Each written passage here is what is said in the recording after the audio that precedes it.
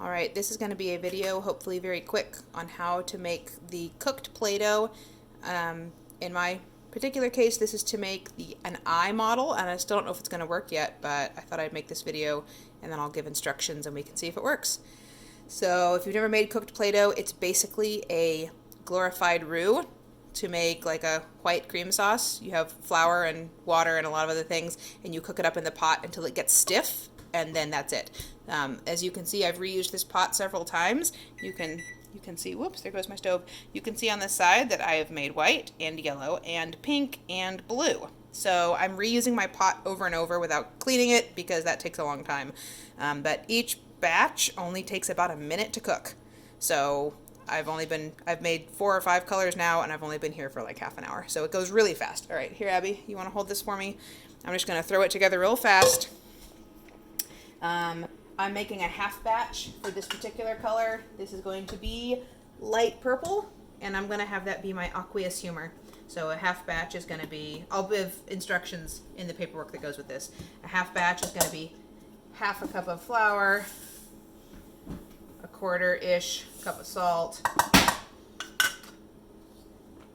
half of a 3/4 tablespoons of tartar. You can see how very careful I'm being. And you give your dry stuff a toss first. And then it's going to be half a tablespoon of oil. And, oops, half a cup of water. Bring it back.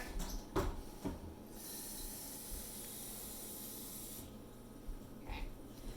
Half a cup of water. Alright, and then at this point you put in your food coloring. I'm just going to toss this all together. Little bits will come off the side from your previous colors if you don't wash your pot, but that's why I actually did them in order of the darkness of the color. I did white first, and then yellow, and then light pink, and then light blue, so the extra little bits that get into the color will actually be fine and not hurt them. So it's lumpy, it's bumpy, it's like a paste, that's fine. It'll all cook out in the end. So this one is supposed to be a light purple color, so you can either do a drop of red and a drop of blue, or I am lucky enough to actually have a set of purple, some gel. And actually this is really strong, so I'm going to try to just do half a drop. I'm going to squeeze it and then get it on the spoon. That's smaller than a drop would be. Whew, see, look how dark that is. Oh, hey, look. Light purple. Okay, the rest of that will go in as we go. All right. Come on over, I want to show you how fast it is to cook. So this is a half a batch. The sides are all guppy with leftovers, and that's fine. I have a gas stove, which obviously gets hot faster than an electric stove will. So if you have an electric stove, it'll take longer than 45 seconds to cook.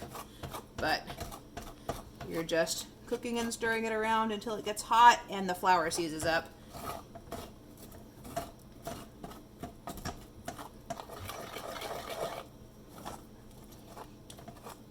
If you do a double or a triple batch, you won't want to cook it on high because it will cook much more slowly, of course, because it has to get the whole mass of it thick. So I usually will start it out on high, and once it starts thickening, turn it down a little to keep it from burning. As any of you who cook know, a roux will burn if you don't stir it constantly. Alright, starting to thicken. Keep my sides as scraped down as I can. There, you can see how thick it's getting.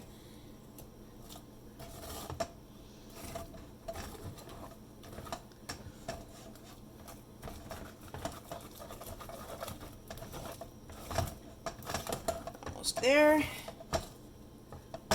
And so as soon as it is no longer liquidy, you're done. So give it all a scrape, put it in a heap. There's still a little bit of liquid in there, I think. And that's it, and that's done. So turn it off. Go ahead and swing around over here, Ab. I'm just gonna scrape it out onto my counter. Just a little bit of leftover flour there.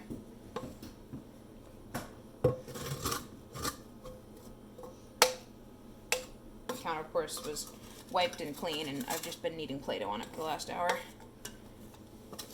Okay, so we're gonna mush him out And give them just a minute to cool. It actually doesn't take all that long because it actually didn't get all the way hot. It seizes before it gets to boiling. So it just needs a minute. It's nice and soft and elastic. And it helps that I have granite countertops because that really pulls the heat out. I'm going to give them a minute over there. You can see all the little flecks from the other colors, but that's okay because they'll knead in. I'm going to flip them over and cool them from this side real quick. And that's probably long enough. 20 or 30 seconds is really all you need to cool it off. And now you just knead it. And as you knead it, any of those other color flecks will stretch and mix. It's a nice soft dough.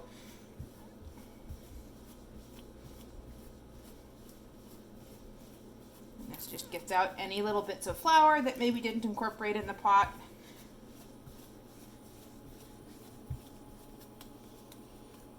There we have it. So my recipe that you'll be finding is for a batch of 8. This is just the aqueous humor, so it only needs a teeny weensy bit. So that I found the best way to cut it is to do it in a log, because then I can just go in half. And then in half each way, and then both of those in half. And then each of those can be rolled up into a little ball for the students. So I have a cookie sheet over here. I'm just holding them on. I'll make each of these up into a baggie so that each student has all their colors. So here's the ones I've made so far. So this is every color divided into 8. Back up a little, Abby. This white is the biggest batch. It's for the sclera going around the entire eyeball at the end.